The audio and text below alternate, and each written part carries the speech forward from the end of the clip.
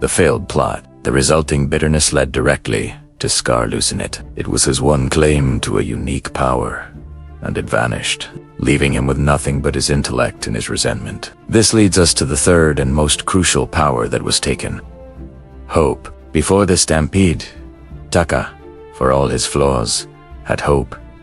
He hoped he could prove himself to his father. He hoped he could earn respect. He hoped he could find his own place of importance in the Pride Lands. He believed that with a clever enough plan, he could change his destiny. The disastrous outcome of his scheme crushed that hope entirely. He tried his best, in his own twisted way, to gain power and recognition.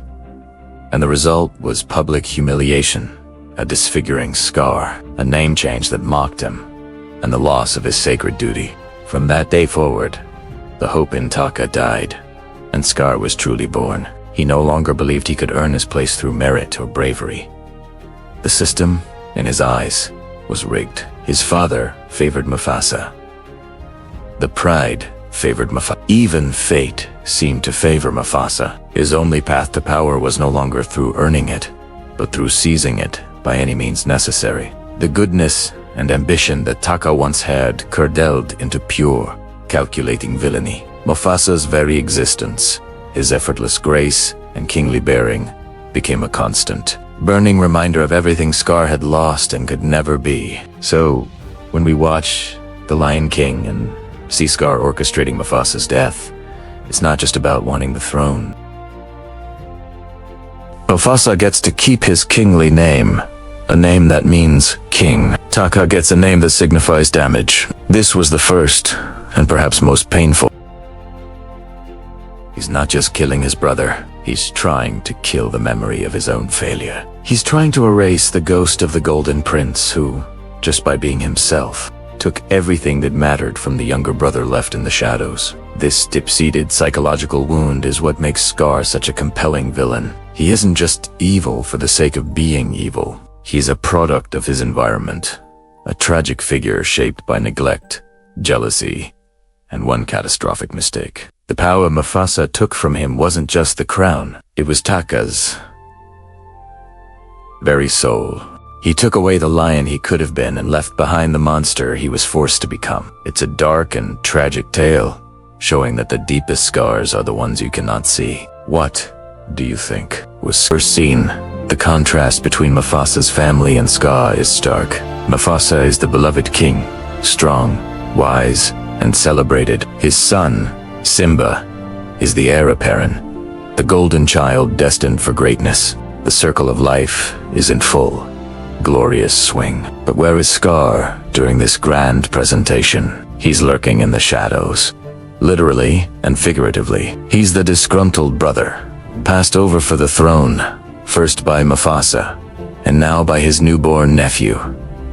His very first lines drip with sarcasm and resentment. When Mufasa confronts him for missing the ceremony, Scar's response, "I was first in line." Until the little hairball was born, perfectly sums up his entire motivation. It's pure, unadulterated jealousy. He sees Simba not as family, but as the final obstacle to the power he feels he's been denied. This sets the stage for Scar's manipulation of young Simba.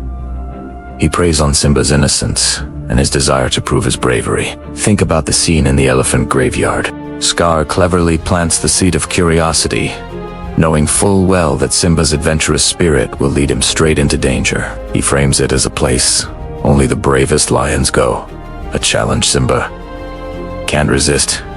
He's not just sending Simba into danger, he's testing the waters, seeing how easily he can control his nephew. When Mufasa saves the day, it only deepens Scar's frustration and solidifies his resolve to remove both father and son from the picture. He realizes he can't just rely on chance. He needs a more definitive, more tragic plan. And that leads us to the most heartbreaking scene in the entire film. The stampede. This is where Scar's villainy reaches its peak. He orchestrates the entire event, using Simba as bait. He places the cub in the gorge, triggers the wildebeest stampede, and then deceptively alerts Mufasa. The brilliance of this plan is in its cruelty. He forces Mufasa to perform the ultimate act of fatherly love, sacrificing himself for his Sunan, then uses that very act to seal his own fate. The moment Scar whispers, "Long live the king," and throws Mufasa from the cliff is forever burned into our collective memory. It's the ultimate betrayal. Brother against brother. But Scar's evil doesn't end there. What he does next is arguably just as wicked. He confronts the traumatized, grieving Simba and twists the narrative. He convinces Simba that Mufasa's death was his fault. "If it weren't for you, he'd still be alive," he hisses. This is psychological warfare at its most brutal. He doesn't just kill the king. He destroys the prince's spirit. He burdens a child with an unbearable guilt, ensuring he will never return to claim his birthright. Run away, Simba. Run away and never return. With those words, he banishes the true king and clears his own path to the throne. It's a masterclass in manipulation, turning tragedy into his personal triumph. Years pass, and the Pride lands wither under Scar's rule. The vibrant kingdom we saw at the beginning becomes a barren wasteland. This is a powerful visual metaphor. Mufasa ruled in balance with the circle of life, but Scar's reign, born of greed and selfishness, disrupts that balance entirely. The land itself reflects the soul of its king. While Simba is living a carefree Hakuna Matata lifestyle with Timon and Pumbaa, his home is suffering. He has suppressed his past, hiding from the guilt and responsibility that Scar forced upon him. He has forgotten who he is. It takes the combined efforts of Nala Rafiki and a vision of his father to finally break through Simba's self-imposed exile. The "remember who you are" seen is pivotal. Mufasa's spirit reminds Simba that he is more than his past mistakes. He is his father's son and the one true king. This is the moment Simba finally begins to shed the guilt and embrace his destiny. He stops running from his past and decides to run toward his future, toward his responsibility to his pride and his kingdom. The final confrontation between Simba and Scar is electric. It's not just a physical battle. It's a battle for the truth. When Scar tries to use the same psychological trick again, trying to paint Simba as the murderer in front of the whole pride, Simba is ready. He accepts responsibility, showing his growth and maturity. But the tide turns when Scar, overconfident and gloating, whispers the truth to Simba. "I killed Mufasa." That's the moment the spell is broken. The guilt that has haunted Simba for years is lifted, replaced by a righteous fury. The truth is finally out, and the pride sees Scar for the usurper and murderer he truly is. The fight on Pride Rock, silhouetted against the flames, is epic. Simba, fueled by justice, finally overpowers his uncle, and in a final, poetic moment, he offers Scar the same choice Scar gave him as a cub: run away and never return.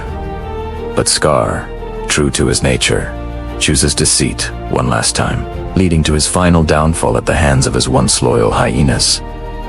He is consumed by the very chaos he created. In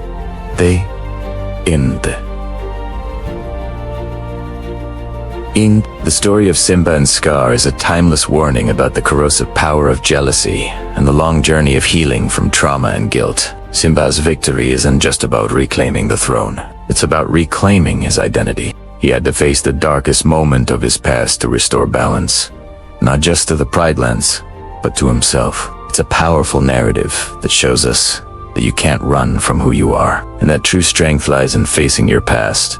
Kovu. Their first meeting was tense, a standoff between two worlds. But beneath the layers of training and prejudice, they were just two young lions, curious about each other. They played, they laughed, and for a fleeting moment, they forgot they were supposed to be enemies. This brief encounter planted a seed, but Zira's plan was already in motion. Seeing an opportunity, she orchestrated a dramatic rescue, where Kuvu would save Kiara from a fire deliberately set by Nuka and Vitani. The goal was simple: win Simba's trust, get close to him, and then strike. The plan worked perfectly. Despite his deep suspicions, Simba felt indebted to Kovu and reluctantly allowed him to join the Pride on a trial basis. Kovu was now inside the enemy's den, the perfect assassin, a pawn in Zira's long and patient game of chess. Living in the Pride lands was a culture shock for Kovu. He was surrounded by abundance, by kindness, by a sense of community he had never known. The Pride members treated him with caution, but not the outright hostility he was used to. And then there was Kiara, She saw something in him that no one else did, not even himself. She saw a gentle soul trapped beneath a hardened exterior. She showed him how to have fun, how to laugh, how to be part of a family. Her unwavering belief in his goodness began to chip away at the walls of hatred Zira had so carefully constructed. Kovu found himself torn. On one side was his lifelong mission, the loyalty he owed his mother and the memory of Scar. On the other was this newfound warmth, this connection to Kiara that felt more real than anything he had ever known. The assassin was falling in love with his target's daughter. Simba watched Kovu with a heavy heart.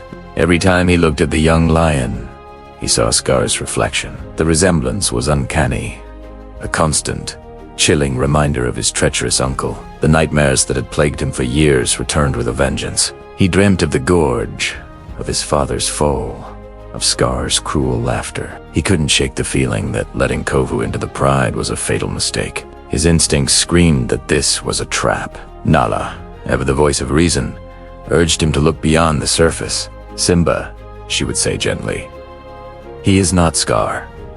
Give him a chance. But Simba's trauma ran too deep. He saw history repeating itself, a tragedy waiting to unfold, and his fear made him blind to the genuine change happening in Kovu's heart. The turning point came during a hunting lesson. Kiara was teaching Kovu the art of tracking, but their lesson was interrupted. Zira, growing impatient and seeing Kovu's resolve waver, decided to force his hand. She and her pack of outsiders ambushed Simba, trapping him in a narrow canyon. Kovu was caught in the middle. Zira screamed at him, "Get him! Now!"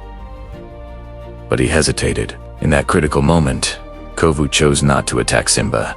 He tried to help, but the chaos was overwhelming. The outsiders attacked with ferocious intent, and in the ensuing battle, Nuka, desperate to prove his worth to his mother, was tragically killed. Zira, heartbroken and enraged, turned her fury on Kovu. "This is your fault," she shrieked, striking him across the face and leaving him with a scar identical to the one borne by his namesake, the ultimate mark of his failure and betrayal. Wounded and betrayed, Simba believed Kovu had led him into the ambush. His worst fears had been confirmed. He cast Kovu out, exiling him from the Pride Lands, just as he had been exiled years before. The pain of this judgment was immense, not just for Kovu, but for Kiara. She saw the truth her father couldn't. Kovu was innocent. Defying Simba, she fled the Pride Lands to find him.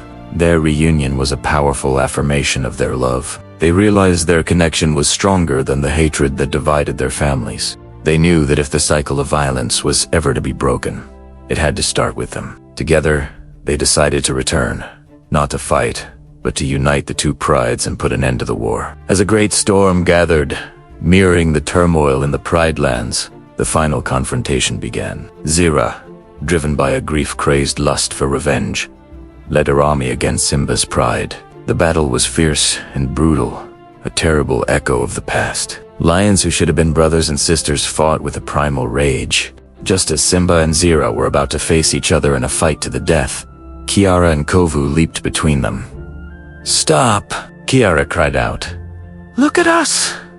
We are one!" Her words, simple yet profound, resonated across the battlefield. Vitani was the first to understand. She saw the futility of the fighting and crossed over to Simba's side, followed by the other outsiders. Zira was left alone.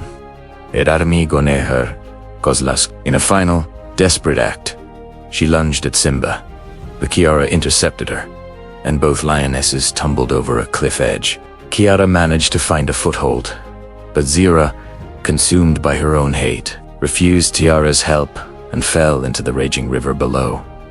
The war was finally over. The rain washed away the blood and the tears, and a new day dawned. Simba, his heart finally open, accepted Kovu and the outsiders into his pride, understanding at last that love, not vengeance, was the true strength of a king. The two prides, once bitter enemies, were united, healing the divisions Scar had created so long ago. The circle of life was not just restored, it was made whole, stronger and more complete than ever before. Thank you for watching. If you enjoyed this journey back to the Pride Lands, don't forget to like, subscribe, and hit that notification bell for more stories.